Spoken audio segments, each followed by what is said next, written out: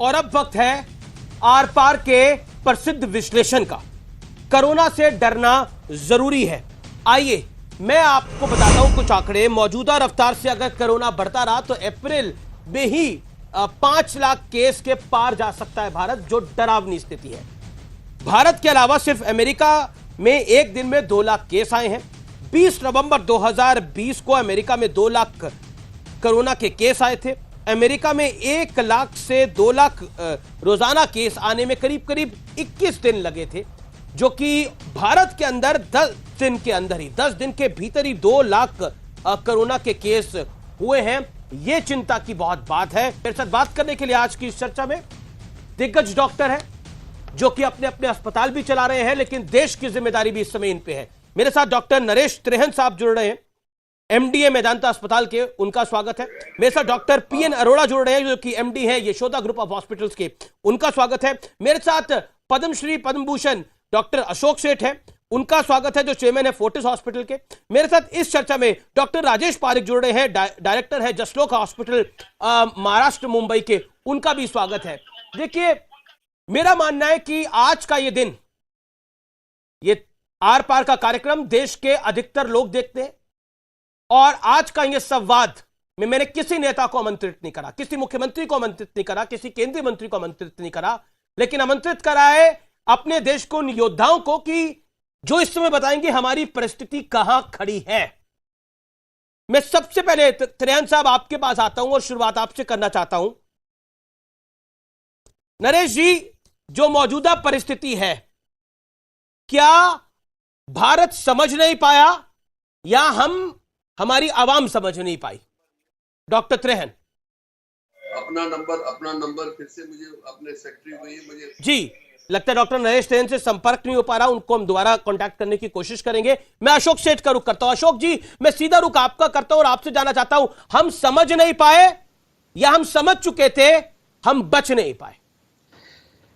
एक तो इम्पॉर्टेंट बात ये कहूँगा कि कंप्लेसेंसी ज़रूर हुई है और हर तरीके से हुई है। ये ब्लेम गेम नहीं है, बट हमें ये भी समझना है कि हम सोचते थे या हमारी पब्लिक सोचती थी या हमारे को कन्वे किया गया इस तरीके से कि जैसे हमने एक जंग जीत ली है।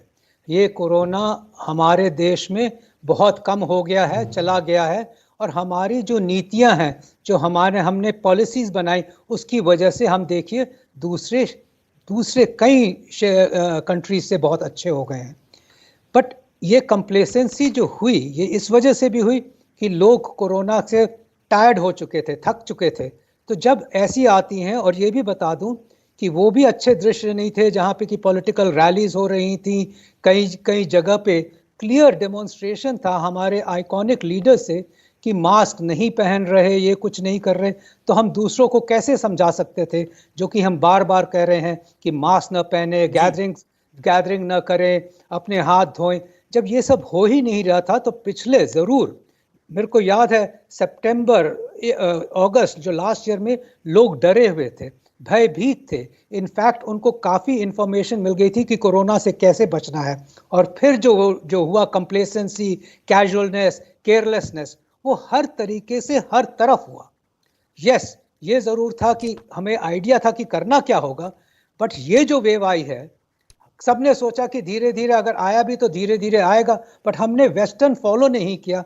हमने ये नहीं देखा कि वेरिएंट्स आ सकते हैं, म्यूटेशंस आ सकते हैं, जो इतनी ज़्यादा तेज़ी से बढ़ेंगे कि हम उसको कोप नहीं करेंगे। और वही हुआ है कि इस टाइम पिछले 2 हफ्ते में, 3 हफ्ते में ये एक ऐसी वेव आई है जो कि बढ़ती ही जा रही है, और हमारी सब जो भी पॉलिसीज़ थी वो इस हिसाब से फेल हो रही हैं, क्योंकि हम वो उसके लिए प्रिपेयर्ड नहीं थे।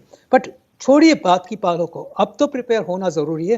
अब तो हमारे सामने सब चीज़ आ गई है, हमारी मौतें हो रही हैं, और ये मौतें 2 हफ्ते में बढ़ती ही जाएंगी, क्योंकि ये भी पता है कि जब वेव आती है तो उसका रिपरकशंस 1-2 हफ्ते में और ज़्यादा होते हैं। जी देखिए, ये नहीं है कि लोग ज़्यादा मर रहे हैं, वॉल्यूम ही इतनी हो रही है कि लोग एब्सोल्यूट नंबर्स में ही ज़्यादा मरेंगे। चाहे ये इन्फेक्शियस स्ट्रेन है, ज़रूरी नहीं है कि ये डेथ ज़्यादा करता है, बट यंग लोग इफेक्ट हो रहे हैं और एब्सोल्यूट नंबर्स में मौतें हो रही हैं, जो कि बहुत ज़्यादा है, और हेल्थ केयर सिस्टम ओवरवेल्म हो ही गया है।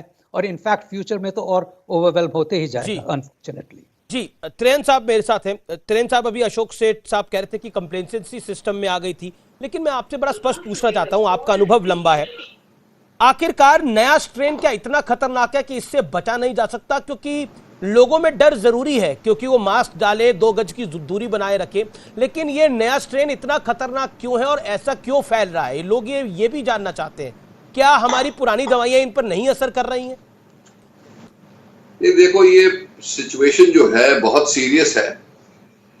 इतनी सीरियस हो गई कि सारे हॉस्पिटल्स कई सिटीज में फुल हो गए, पेशेंट्स को एडमिशन नहीं मिल रहा और पब्लिक परेशान है। और पब्लिक इस परेशानी में यही सोच रही है कि शायद डॉक्टर अपना काम नहीं कर रहे, हॉस्पिटल अपना काम नहीं कर रहा। काम तो सभी कर रहे हैं, ये तो जंग है हमारी इस वायरस के अगेंस्ट और हम सबको इकट्ठे होकर मिलके इस पे लड़ना है।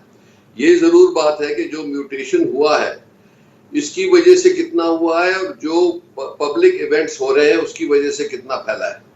तो आप देखेंगे कि कई चीजें हुई हैं जो इकट्ठी आ गई, जैसे कुंभ आ गया, रमजान आ गया, इलेक्शंस हो रहे हैं। सो ये सब चीजें मिलके और पब्लिक को ऐसा एहसास हुआ कि भाई अब तो ये कोरोना चला गया है, तो हम अपनी बड़ी बड़ी पार्टियां या शादियां या गैदरिंग में जाने लगे बिना मास्क के, लोग बाजार में जाने लगे बिना मास्क के, तो उसकी वजह से भी बहुत फैला है। और उसका ये भी कारण है कि जहां जहां म्यूटेशन हुई है और जो नया वायरस है, जैसे वो डबल म्यूटेशन वाला है या जो यूके से आया है या ब्राजील से आया है, उसमें प्रोपेंसिटी है, डबल प्रोपेंसिटी है फैलने की। तो इसीलिए इसका मतलब क्या हो? इसका मतलब एक ही है कि पब्लिक को ये समझना है कि उनका बहुत बड़ा हाथ है इसको रोकने के लिए, जिसको हम पर्सनल लॉकडाउन कहते हैं। आप वही काम करें और वहीं जाएं और भी पूरा मास्क हाइजीन लेके करें, पूरी डिस्टेंस रखें पूरा, जहां आपको जरूरी जाना है। जहां जरूरी नहीं जाना वहां बिल्कुल बंद कर दें, घर में रहें, जैसे हमने पहले चेन तोड़ी थी लॉकडाउन के टाइम पे। जी। क्योंकि पूरा लॉकडाउन होने में तो काफी सारा नुकसान हो जाएगा कंट्री का, इसीलिए पब्लिक का ये काम है कि वो अपना भी काम करे। जायज बात कह रहे हैं, डॉक्टर तो गवर्नमेंट तो काम कर ही रही है। जी डॉक्टर त्रेन, लेकिन मैं एक सवाल आपसे पूछना चाह रहा हूं, क्या ये जो नया म्यूटेंट है, क्या ये जो नया वायरस है, ये इस पर क्या हमारी वैक्सीन असर कर रही हैं? ये बड़ा महत्वपूर्ण है, क्योंकि बहुत सारे कंफ्यूजन और मिथ्स आ रहे हैं इस समय। इसमें तीनों पहलू देखने हैं हमें। एक वो लोग हैं जिनको वैक्सीन लगी ही नहीं, जिन्होंने हेजिटेंसी में लगवाई नहीं या वो उस एज ग्रुप में अभी आए नहीं कि उनकी एलिजिबिलिटी नहीं है। एक तो उनमें भी बहुत फैल रहा है, हम देख रहे हैं कि यंगर एज ग्रुप में बहुत फैल रहा है। जिन लोगों ने वैक्सीन एक डोज लगाया है और दूसरा अभी गैप में लग गए, और ये भी एक एडवाइजरी आई कि भाई 6 हफ्ते 8 हफ्ते वेट कर लो। बहुत सारे लोग हैं जिनको एक डोज लगा है पर उससे तो इम्यूनिटी हुई नहीं, और उससे उनके बाद उनको कोविड हो रहा है, तो बहुत तकलीफ में। पर कई हमने देखा लखनऊ के केजीएमयू में 40 डॉक्टर्स को हो गया, उनमें से कईयों को डबल डोज वैक्सीन लग चुकी थी। गंगाराम में हो गया, ऐसे ही बॉम्बे के भी कुछ ऐसे केसेस आए हैं। मैं इस पर स्पष्टीकरण जरूर जानना चाहूंगा आपसे क्विकली, देन मैं डॉक्टर पीएन अरोड़ा का रुख करता हूं। बोलिए क्विकली। देखो डॉक्टर त्रेन, ये ऑल इंडिया इंस्टीट्यूट में भी हुआ है। जी बिल्कुल, एम्स में भी हुआ। ये हमें पता है, ये पहले भी वार्निंग दी गई है और मैं फिर दे रहा हूं कि 2 वैक्सीन लगने के बाद जो एंटीबॉडीज बन जाती हैं, उसके बावजूद भी इन्फेक्शन हो सकता है। पर ये हम जानते हैं कि वैक्सीन से इतनी प्रोटेक्शन जरूर मिलती है कि सीरियस इन्फेक्शन नहीं होता, डेथ से बचाव होता है। तो इसीलिए वैक्सीन का रोल तो है, बहुत ज्यादा है, पर उसके साथ साथ आपको फिर भी मास्किंग, डिस्टेंस और हैंड हाइजीन रखनी है। अगर जो ये आप गलतफहमी में पड़ गए कि मुझे 2 डोज वैक्सीन लग गया, मुझे तो इम्यूनिटी हो गई और मैं बिल्कुल बेफिक्र हो जाऊं, ये सच नहीं है। इसीलिए तो मैं बार बार कह रहा हूं, हॉस्पिटल्स और हेल्थ केयर सर्विसेज जिसको कहते हैं ओवरवेल्म हो रही हैं। डॉक्टर्स 24 घंटे वो पीपी सूट में लगे हुए हैं, इसमें कोई दो राय नहीं है। और मैं आपको बता रहा हूं, जो व्यूअर्स इस समय देख रहे हैं, कि कोई भी हॉस्पिटल जिस हॉस्पिटल में आप जा रहे हैं और आपको लग रहा है उस हॉस्पिटल में जगह नहीं है, वाकई जगह नहीं है, वाकई समस्याएं हैं, वाकई बेड्स की कमी है, लेकिन सबको अस्पताल जाने की आवश्यकता भी नहीं है, यह भी महत्वपूर्ण है। डॉक्टर पीएन अरोड़ा, मैं आपका रुख करता हूं। देखिए, एक है इलाज, दूसरा है मैनेजमेंट। बहुत कहा जा रहा है कि ऑक्सीजन की भी कमी है और रिपोर्ट्स भी हम लगातार देख रहे हैं, ऑक्सीजन की कमी है, वेंटिलेटर्स की कमी है, लेकिन क्या सबको अस्पताल जाने की आवश्यकता है? क्या जैसे ही कोविड हो अस्पताल की तरफ भागना चाहिए? लोगों को यह समझना पड़ेगा कि हर किसी को हॉस्पिटलाइजेशन की आवश्यकता नहीं है। डॉक्टर अरोड़ा। देखिए अमीश जी, ना तो हर पेशेंट को हॉस्पिटल जाने की आवश्यकता है। 90% पेशेंट्स हमारे बिना हॉस्पिटल जाए ठीक हो रहे हैं, होम आइसोलेशन से ठीक हो रहे हैं। ऑक्सीजन की कोई कमी नहीं है। एविल लीडरशिप के अंदर आप जितना हेल्थ वर्कर्स को, फ्रंट लाइनर्स को वैक्सीनेशन हो गया था, उससे इतनी एडवांटेज हुई है कि जिस तरीके से मासेज में हेल्थ वर्कर्स लास्ट टाइम बीमार पड़े थे, इस बार ही उसका मात्र 5% हेल्थ वर्कर जो है बीमार पड़े हैं जी। और उनकी भी जो सीवियरिटी है बहुत कम है। तो जिस तरीके से वैक्सीनेशन प्रोग्राम हुआ, उससे हेल्थ वर्कर्स को बहुत एडवांटेज मिला और वो बहुत अच्छे से अपनी सर्विसेज को दे रहे हैं जी। डॉक्टर, और गैस ऑक्सीजन की कोई कमी नहीं है इस टाइम, और हर पेशेंट को हॉस्पिटल की जरूरत नहीं है, हॉस्पिटलाइजेशन की कोई आवश्यकता नहीं है। होम आइसोलेशन से पेशेंट 90% से ऊपर होम आइसोलेशन से पेशेंट ठीक हो रहे हैं जी। और आपने अच्छी एक इंपॉर्टेंट बात बोली और मैं जिसको लेकर जाना चाहता हूं राजेश पारिक और डॉक्टर नीरज जैन के पास भी। राजेश पारिक साहब, आप महाराष्ट्र मुंबई में हैं, डायरेक्टर हैं जस्ट लोक हॉस्पिटल के। हम जान रहे हैं कि स्थितियां हर राज्य में ही बेकाबू हुई हैं, लेकिन आखिरकार वैक्सीनेशन जो किया गया है, क्योंकि वैक्सीनेशन फॉर ऑल की ड्राइव हम देख रहे हैं कि चल रही है कि सबको वैक्सीनेट करना चाहिए और करना भी चाहिए, लेकिन क्योंकि हमारे यहां पर एज वाइज वैक्सीनेशन हुआ है, क्योंकि हमारे यहां फ्रंटलाइन वर्कर्स जो किसी भी एज ग्रुप का हो उसको वैक्सीनेशन पहले होना चाहिए, उसका कुछ बेनिफिट मिल रहा है? या फिर आपको लगता है अगर ये वैक्सीनेशन फॉर ऑल शुरू से खुली होती तो ज्यादा बेनिफिट होता? What is your take, Rajesh Pareek साहब? देखिए अमीश, जो मेरे विचार है वो साफ साफ पहले से वैसे ही है। आप पूछ रहे थे पहले कि क्या हम समझ नहीं पाए या समझ के कर नहीं पाए, दोनों। अमित जी, मैं तो अभी बोल के थक गया हूँ। हमको बहुत अफसोस होता है, लेकिन आश्चर्य नहीं होना चाहिए। अफसोस हो सकता है, आश्चर्य की बिल्कुल बात नहीं है। देखिए, एक साल से ज्यादा पहले जब हमने हमारी पहली किताब कोरोना वायरस पे लिखी थी, उसमें हमने बिल्कुल लिखा था कि दूसरी लहर आने की संभावना है और उसके लिए तैयारी होनी चाहिए। वो किताब में 40 से और चीजें हैं जो हमने लिखी थी, जो अब आप सही निकली हैं। उसके बाद दिसंबर में मैंने एक पेपर लिखा था, उसमें मैंने ये भी लिखा था कि अब वैक्सीनेशन की जो बात कर रहे हैं कि वैक्सीनेशन जब हम देते हैं तो उम्र से देते हैं, हेल्थ वर्कर से देते हैं, वो सब सही है, लेकिन हमारे पास बहुत अच्छा डेटा था सितंबर से, जिसको सीरो प्रेवलेंस डेटा बोलते हैं। ये डेटा हमको दिखाता है कि कई एरिया में जो इम्यूनिटी अच्छी थी और कई में कम थी। तो हमने लिखा था कि हमको ये भी देखना चाहिए कि जिन एरियाओं में इम्यूनिटी कम है उधर वैक्सीनेशन सबको देना चाहिए 18 से ऊपर। अभी जनवरी में मैंने वैक्सीनेशन की किताब लिखी, उसमें भी दूसरी लहर की बात की।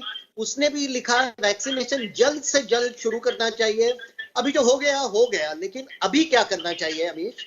अभी हमको जल्द से जल्द वैक्सीनेशन सबको देना चाहिए। एक तो बहुत अच्छी बात है कि अभी हम बाहर से भी वैक्सीनेशन ले रहे हैं, जाके हमारी शॉर्टेज नहीं पड़े। और जितनी हम लोग दुनिया से मदद ले सकते हैं, हमने पूरी दुनिया की बहुत मदद की है अब तक, और उनकी मदद लेने में कोई दिक्कत नहीं है। तो सबकी मदद लेके वैक्सीनेशन को बढ़ाना चाहिए, क्योंकि मेरे को एक बड़ी फिक्र है। देखिए क्या हुआ था, इजराइल ने अभी तो 100% लोगों को सबका वैक्सीनेशन कर दिया है, लेकिन जब दूसरी लहर आई थी वहां 1.5 महीने पहले, उसके वजह से वैक्सीनेशन को रोकना पड़ा। अभी दूसरी लहर आ गई है और ऐसा नहीं हो कि हमको वैक्सीनेशन थोड़ा रोकना पड़े, क्योंकि जिधर वैक्सीनेशन हो रहा है वहां सुपर स्प्रेडर इवेंट हो सकते हैं।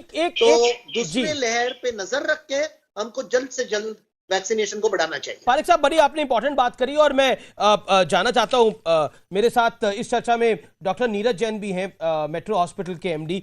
जैन साहब, वैक्सीनेशन, अगर किसी ने एक वैक्सीन ले रखी है, फर्स्ट डोज ले रखी है और उसको फर्स्ट डोज से पहले कोविड हो गया, सेकंड डोज उसको कब लेनी चाहिए? बहुत बड़ा मिथ है।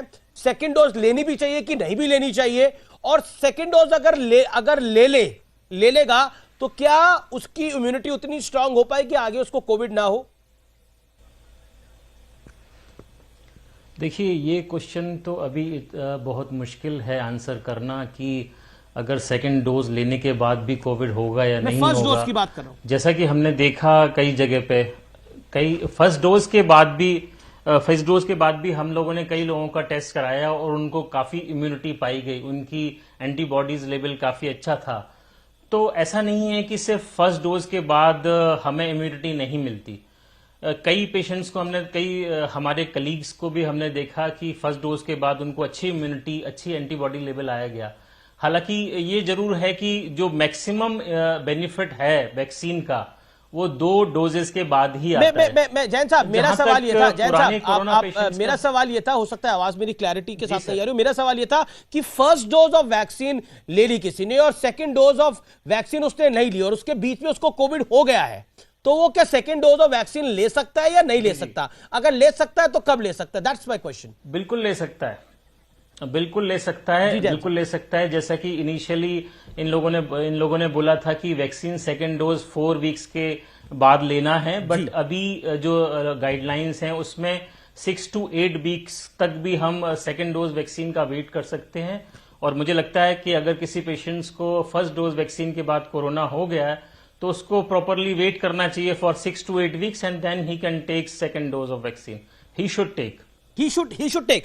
यानी अगर फर्स्ट डोज ऑफ वैक्सीन आपने ली और उसके 15-20 दिन में आपको कोविड हो जाए जी। तो सेकंड डोज का 6 हफ्ते का गैप रखना चाहिए या फिर वो 2 हफ्ते का गैप रखना चाहिए, या कोविड ठीक होने के बाद 4 हफ्ते का गैप? 6 हफ्ते का डोज, ऑब्वियसली कोविड ठीक होने का हमें वेट करना है और 6 to 8 वीक के बाद, फर्स्ट डोज के 6 to 8 वीक्स के बाद हम सेकंड डोज आराम से ले सकते हैं। जी, मैं डॉक्टर त्रेहन का रुख करता हूं। डॉक्टर त्रेहन, आपका अनुभव है और हमने भारत में कोविड की फर्स्ट वेव को भी हराया था, क्या आपको लगता है, क्योंकि एक एस्टिमेट ये लगाया जा रहा है कि हम 5 लाख से ज्यादा केसेस पे अप्रैल में ही पहुंच सकते हैं, जो कि बहुत ही भयावह स्थिति होगी देश के लिए भी और देश के मेडिकल इंफ्रास्ट्रक्चर के लिए भी। अभी हम देख रहे हैं कि कितना स्ट्रगल मेडिकल इंफ्रास्ट्रक्चर को करना पड़ रहा है, इसको आप कैसे लेते हैं? यहां से आप कोविड की पीक आपको लगता है हो चुकी है या अभी और होगी सेकेंड वेव? देखिए, ये आपका जो सवाल है इसके 3 पहलू है। जी सर। पहली बात तो ये है कि ये जिस हिसाब से ये बढ़ रही है, ये अगर जो आप स्पेनिश फ्लू का कोर्स देखेंगे जो 100 साल पहले हुआ था, उसमें भी सेकेंड वेव जो थी वो बहुत डबल रफ्तार से फैली और उसकी पीक बनी और थोड़ा प्लेटो सा रहता है, फिर वो कम होगा। इसका मतलब अगर जो ये वायरस वही तरीके का पैटर्न फॉलो कर रहा है, क्योंकि हमने सोचा पहली बार कि हमने तो डिफीट कर दिया, हमने तो हरा दिया वायरस को, अब तो चला गया, अब सब कुछ खुल जाएगा। एक इंपॉर्टेंट बात बोली और मैं जिसको लेकर जाना चाहता हूं राजेश पारिक और डॉक्टर नीरज जैन के पास भी। राजेश पारिक साहब, आप महाराष्ट्र मुंबई में हैं, डायरेक्टर हैं जस्ट लोक हॉस्पिटल के। हम जान रहे हैं कि स्थितियां हर राज्य में ही बेकाबू हुई हैं, लेकिन आखिरकार वैक्सीनेशन जो किया गया है, क्योंकि वैक्सीनेशन फॉर ऑल की ड्राइव हम देख रहे हैं कि चल रही है कि सबको वैक्सीनेट करना चाहिए और करना भी चाहिए, लेकिन क्योंकि हमारे यहां पर एज वाइज वैक्सीनेशन हुआ है, क्योंकि हमारे यहां फ्रंटलाइन वर्कर्स जो किसी भी एज ग्रुप का हो उसको वैक्सीनेशन पहले होना चाहिए, उसका कुछ बेनिफिट मिल रहा है? या फिर आपको लगता है अगर ये वैक्सीनेशन फॉर ऑल शुरू से खुली होती तो ज्यादा बेनिफिट होता? What is your take, Rajesh Pareek साहब? देखिए अमीश, जो मेरे विचार है वो साफ पहले से वैसे ही है। आप पूछ रहे थे पहले कि क्या हम समझ नहीं पाए या समझ के कर नहीं पाए, दोनों। अमीश जी, मैं तो अभी बोल के तरह थक गया हूं। हमको बहुत अफसोस होता है, लेकिन आश्चर्य नहीं होना चाहिए। अफसोस हो सकता है, आश्चर्य की बिल्कुल बात नहीं है। देखिए, 1 साल से ज्यादा पहले जब हमने हमारी पहली किताब कोरोना वायरस पे लिखी थी, उसमें हमने बिल्कुल लिखा था कि दूसरी लहर आने की संभावना है और उसके लिए तैयारी होनी चाहिए। वो किताब में 40 से और चीजें हैं जो हमने लिखी थी, जो अब सही निकली है। उसके बाद दिसंबर में मैंने एक पेपर लिखा था, उसमें मैंने ये भी लिखा था कि अब वैक्सीनेशन की जो बात कर रहे हैं कि वैक्सीनेशन जब हम देते हैं तो उम्र से देते हैं, हेल्थ वर्कर से देते हैं, वो सब सही है, लेकिन हमारे पास बहुत अच्छा डेटा था सितंबर से, जिसको सीरो प्रेवलेंस डेटा बोलते हैं। ये डेटा हमको दिखाता है कि कई एरिया में जो इम्यूनिटी अच्छी थी और कई में कम थी। तो हमने लिखा था कि हमको ये भी देखना चाहिए कि जिन एरियाओं में इम्यूनिटी कम है उधर वैक्सीनेशन सबको देना चाहिए 18 से ऊपर। अभी जनवरी में मैंने वैक्सीनेशन की किताब लिखी, उसमें भी दूसरी लहर की बात की। उसने भी लिखा वैक्सीनेशन जल्द से जल्द शुरू करना चाहिए। अभी जो हो गया, लेकिन अभी क्या करना चाहिए अमीश? अभी हमको जल्द से जल्द वैक्सीनेशन सबको देना चाहिए। एक तो बहुत अच्छी बात है कि अभी हम बाहर से भी वैक्सीनेशन ले रहे हैं जाकि हमारी शॉर्टेज नहीं पड़े, और जितनी हम लोग दुनिया से मदद ले सकते हैं, हमने पूरी दुनिया की बहुत मदद की है अब तक, और उनकी मदद लेने में कोई दिक्कत नहीं है। तो सबकी मदद लेके वैक्सीनेशन को बढ़ाना चाहिए, क्योंकि मेरे को एक बड़ी फिक्र है। देखिए क्या हुआ था, इजराइल ने अभी तो 100% लोगों को सबका वैक्सीनेशन कर दिया है, लेकिन जब दूसरी लहर आई थी वहां 1.5 महीने पहले, उसके वजह से वैक्सीनेशन को रोकना पड़ा। अभी दूसरी लहर आ गई है, और ऐसा नहीं हो कि हमको वैक्सीनेशन थोड़ा रोकना पड़े, क्योंकि जिधर वैक्सीनेशन हो रहा है वहां सुपर स्प्रेडर इवेंट हो सकते हैं। तो दूसरी लहर पे नजर रख के हमको जल्द से जल्द वैक्सीनेशन को बढ़ाना चाहिए। फारिक साहब, बड़ी आपने इंपॉर्टेंट बात करी, और मैं जानना चाहता हूं, मेरे साथ इस चर्चा में डॉक्टर नीरज जैन भी हैं, मेट्रो हॉस्पिटल के एमडी। जैन साहब, वैक्सीनेशन अगर किसी ने एक वैक्सीन ले रखी है, फर्स्ट डोज ले रखी है, और उसको फर्स्ट डोज से पहले कोविड हो गया, सेकंड डोज उसको कब लेनी चाहिए? बहुत बड़ा मिथ है। सेकंड डोज लेनी भी चाहिए कि नहीं भी लेनी चाहिए? और सेकंड डोज अगर ले लेगा तो क्या उसकी इम्यूनिटी उतनी स्ट्रांग हो पाएगी आगे उसको कोविड ना हो? देखिए, ये क्वेश्चन तो अभी बहुत मुश्किल है आंसर करना कि अगर सेकंड डोज लेने के बाद भी कोविड होगा या नहीं होगा। मैं फर्स्ट डोज की बात कर रहा हूं। जैसा कि हमने देखा कई जगह पे, फर्स्ट डोज के बाद भी हम लोगों ने कई लोगों का टेस्ट कराया और उनको काफी इम्यूनिटी पाई गई, उनकी एंटीबॉडीज लेवल काफी अच्छा था। तो ऐसा नहीं है कि सिर्फ फर्स्ट डोज के बाद हमें इम्यूनिटी नहीं मिलती। कई पेशेंट्स को हमारे कलीग्स को भी हमने देखा कि फर्स्ट डोज के बाद उनको अच्छी इम्यूनिटी, अच्छी एंटीबॉडी लेवल आया गया। हालांकि ये जरूर है कि जो मैक्सिमम बेनिफिट है वैक्सीन का, वो 2 डोजेस के बाद ही आता है। मैं जैन साहब, मेरा सवाल ये था, जैन साहब मेरा सवाल ये था, हो सकता है आवाज मेरी क्लैरिटी के साथ नहीं आ रही हो, मेरा सवाल ये था कि फर्स्ट डोज ऑफ वैक्सीन ले ली किसी ने और सेकंड डोज ऑफ वैक्सीन उसने नहीं ली, और उसके बीच में उसको कोविड हो गया है, तो वो क्या सेकंड डोज ऑफ वैक्सीन ले सकता है या नहीं ले सकता? अगर ले सकता है तो कब ले सकता है? That's my question. बिल्कुल ले सकता है, बिल्कुल ले सकता है, बिल्कुल ले सकता है। जैसा कि इनिशियली इन लोगों ने बोला था कि वैक्सीन सेकंड डोज 4 वीक्स के बाद लेना है, बट अभी जो गाइडलाइंस हैं उसमें 6 to 8 वीक्स तक भी हम सेकंड डोज वैक्सीन का वेट कर सकते हैं। और मुझे लगता है कि अगर किसी पेशेंट्स को फर्स्ट डोज वैक्सीन के बाद कोरोना हो गया है तो उसको प्रॉपरली वेट करना चाहिए for 6 to 8 weeks, and then he can take second dose of vaccine. He should take. यानी अगर फर्स्ट डोज ऑफ वैक्सीन आपने ली और उसके 15-20 दिन में आपको कोविड हो जाए, जी। तो सेकंड डोज का 6 हफ्ते का गैप रखना चाहिए, या फिर वो 2 हफ्ते का गैप रखना चाहिए, या कोविड ठीक होने के बाद 4 हफ्ते का गैप? 6 हफ्ते का डोज, ऑब्वियसली कोविड ठीक होने का हमें वेट करना है, और 6 to 8 वीक के बाद, फर्स्ट डोज के 6 to 8 वीक्स के बाद हम सेकंड डोज आराम से ले सकते हैं। जी, मैं डॉक्टर त्रेहन का रुख करता हूं। डॉक्टर त्रेहन, आपका अनुभव है, और हमने भारत ने कोविड की फर्स्ट वेव को भी हराया था, क्या आपको लगता है, क्योंकि एक एस्टिमेट ये लगाया जा रहा है कि हम 5 लाख से ज्यादा केसेस पे अप्रैल में ही पहुंच सकते हैं, जो कि बहुत ही भयावह स्थिति होगी देश के लिए भी और देश के मेडिकल इंफ्रास्ट्रक्चर के लिए भी। अभी हम देख रहे हैं कि कितना स्ट्रगल मेडिकल इंफ्रास्ट्रक्चर को करना पड़ रहा है, इसको आप कैसे लेते हैं? यहां से आप कोविड की पीक आपको लगता है हो चुकी है या अभी और होगी सेकेंड वेव? देखिए, ये आपका जो सवाल है इसके 3 पहलू है। जी सर। पहली बात तो ये है कि ये जिस हिसाब से ये बढ़ रही है, ये अगर जो आप स्पेनिश फ्लू का कोर्स देखेंगे जो 100 साल पहले हुआ था, उसमें भी सेकेंड वेव जो थी वो बहुत डबल रफ्तार से फैली और उसकी पीक बनी और थोड़ा प्लेटो सा रहता है, फिर वो कम होगा।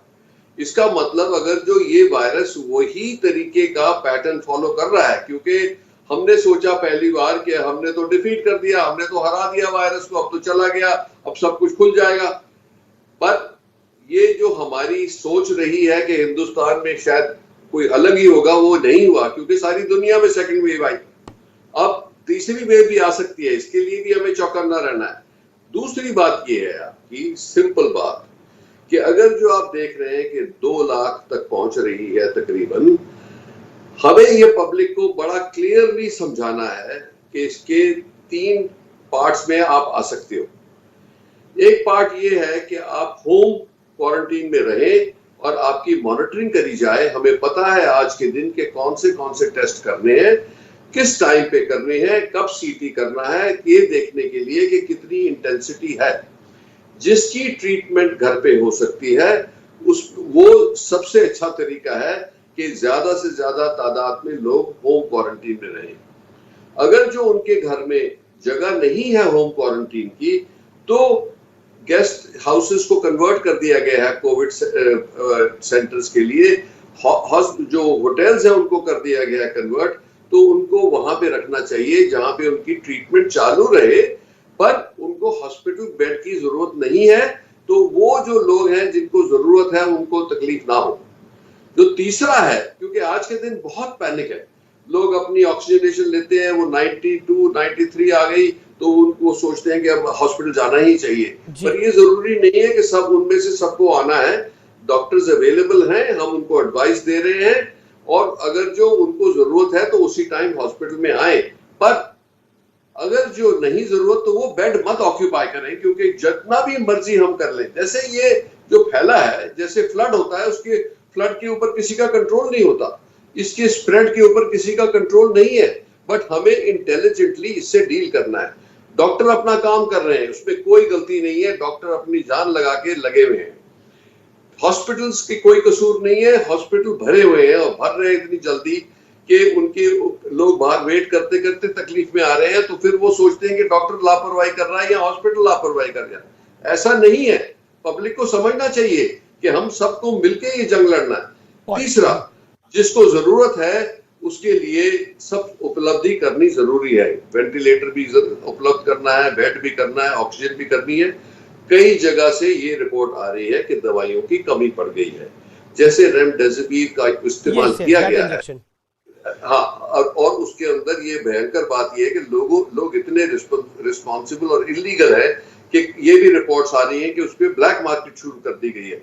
उन लोगों को पकड़ के नहीं, आई थिंक इसमें तो हमने गुजरात में देखा है, सरकार ने कार्रवाई करी है, उत्तर प्रदेश भी काफी एक्टिव है इसको लेकर, और हमने बाकी स्टेट्स में भी देखा है, मध्य प्रदेश में भी काफी तेजी से कार्रवाई हुई है ऐसे लोगों के ऊपर जो ऐसा करने का प्रयास कर रहे हैं, इवन राजस्थान ऑल्सो जहां पर ऐसा काम हुआ है। मैं डॉक्टर अशोक से ओके, त्रेन साहब बोलिए, कंप्लीट योरसेल्फ। सुन तो बात बीच में, तो मेरा ये कहना है कि ओनली रिस्पॉन्सिबल डॉक्टर की एडवाइस से आप हॉस्पिटल में जाएं जी, क्योंकि हमें रैंप अप भी करना है, हॉस्पिटल लग भी गए हैं सारे, और पर इस लोड को संभालने के लिए हमें बहुत ही इंटेलिजेंस से काम करना है, क्योंकि ये वेव जो है 3-4 लाख तक जा सकती है। उस टाइम तो और भी, जैसे न्यूयॉर्क सिटी में हुआ था, इटली में हुआ था, लोगों को सड़क के ऊपर बेड लगाने पड़े, पर हमारी तैयारी काफी हद तक है, बट सारे हॉस्पिटल्स ओवररन हो गए हैं, तो हमें बहुत ही केयरफुली आगे चलना है। और मैं सिर्फ पब्लिक को ये बोलूंगा कि हम देख रहे हैं कि बुजुर्ग, अगर जो 10 पेशेंट आ रहे हैं उनमें से 5 से 6 पेशेंट 80-85 साल के हैं, उनको हुआ है उनके बच्चों से, तो बच्चों ने जो लापरवाही करी है उन्होंने इन लोगों को दिया है और उनकी लाइफ खतरे में है।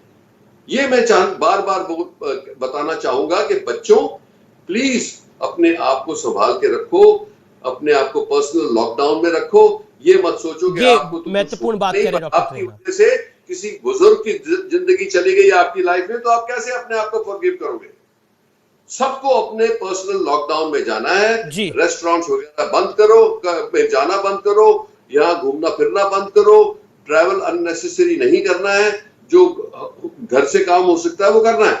हमें तो पब्लिक को अपील करनी है। बाकी जो मीडिया लग जाता है कि जी ये कमी होगी, ये सच्ची बात है। मेरे सज्जन ने बोला है डॉक्टर अरोड़ा ने कि कोई ऑक्सीजन की कमी नहीं है, पर बहुत सारी रिपोर्टें आ रही हैं।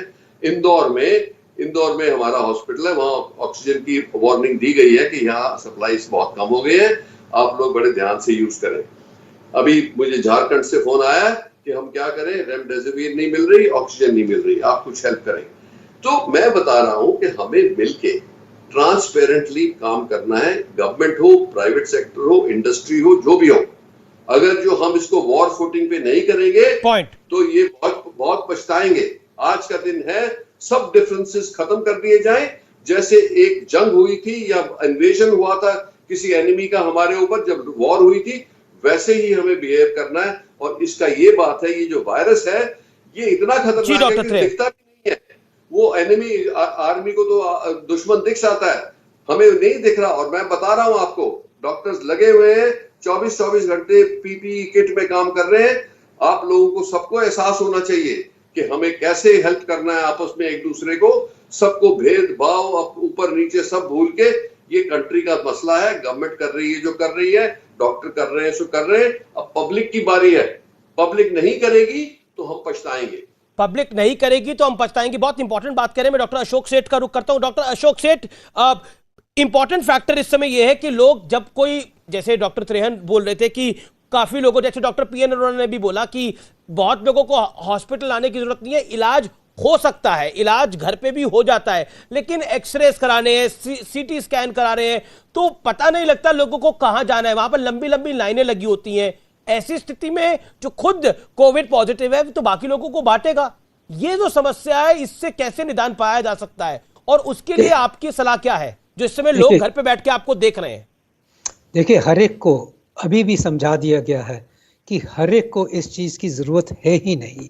इनफैक्ट ये भी देखा गया है कि जब ऑक्सीजन की कमी होती है तो उस वक्त भी दवाइयाँ घर पे स्टार्ट की जा सकती हैं।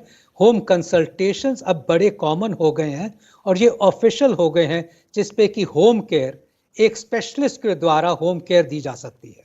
अब फाइनली बात आई कि किस दौर पे ये ज़रूरत होती है। ये उन्हीं को ज़रूरत होती है बाय द वे, जो इतने सीरियस हो जाते हैं कि उनकी सांस उखड़ रही होती है, रेस्पिरेटरी रेट बढ़ रहा होता है और साथ साथ ऑक्सीजन सैचुरेशन गिर रही होती है। जी अशोक जी, वो लोग अस्पताल में एडमिट होने होते हैं, और जब हॉस्पिटल में एडमिट होते हैं तभी इन चीज़ों की ज़रूरत पड़ती है। अदरवाइज तो कई लोगों के ब्लड टेस्ट की भी ज़रूरत नहीं पड़ती है, और जिनके ब्लड टेस्ट की ज़रूरत पड़ती है वो तो ईजिली घर से हो जाते हैं। तो हमें इस बात को बहुत समझना चाहिए कि आज अब बेड्स उनके लिए छोड़ने हैं जो वाकई ही सीरियस है। ये बेड्स भरते जा रहे हैं, गवर्नमेंट और बेड्स कर रही है, बट एक इंपॉर्टेंट बात समझा दो लोगों को। अगर ओवरवेल्म हो गया ये सिस्टम, और इस टाइम पे हो रहा है, ये उस टाइम पे हो रहा है जो पिछले 2020 की तरह नहीं है। इस बार सब doctor normal non Covid patients को भी ट्रीट कर रहे हैं। इस time non Covid patients hospital में भरे पड़े हैं। जिस तरह सोचिए कि आज 10 हमारे यहाँ कार्डियक सर्जरीज हुई, 10 वेंटिलेटर्स यूज हो रहे थे, 20 एनेस्थेटिस्ट यूज हो रहे थे उन कार्डियक सर्जरीज के लिए। अब सोचिए कि उसी तरह वही एनेस्थेटिस्ट को कोविड पेशेंट्स भी देखना है। तो ये एक बहुत डिफरेंट स्थिति है, जिसमें कि सिर्फ हम बेड्स की ही नहीं बात कर रहे हैं, हम एक्सपर्टीज भी हमारी कम होती जाएगी, हमारे डॉक्टर्स कम होते जाएंगे, हमारी नर्सेस और हमारे टेक्नीशियंस भी कम होते जाएंगे, क्योंकि वो नॉन कोविड पेशेंट्स को भी